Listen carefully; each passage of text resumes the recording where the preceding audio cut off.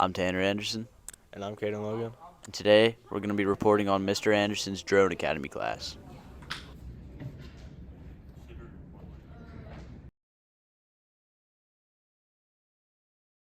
My expectations were that the students would be successful in learning a manufacturing process and learning to build and fly drones. In Drone Academy, the students are using manufacturing production techniques to manufacture their own frame for the drones. They're using 3D printing processes and designing T-shirts and other gear.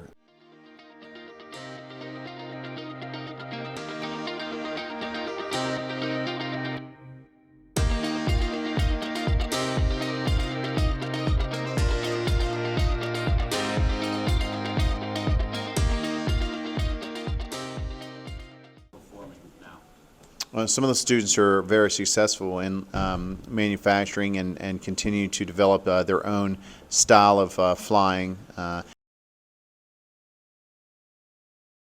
It just seemed like an interesting course, and I just wanted to see what it was all about. I joined the class because I thought that it would be fun to learn how to do all this stuff that I haven't known how to do before.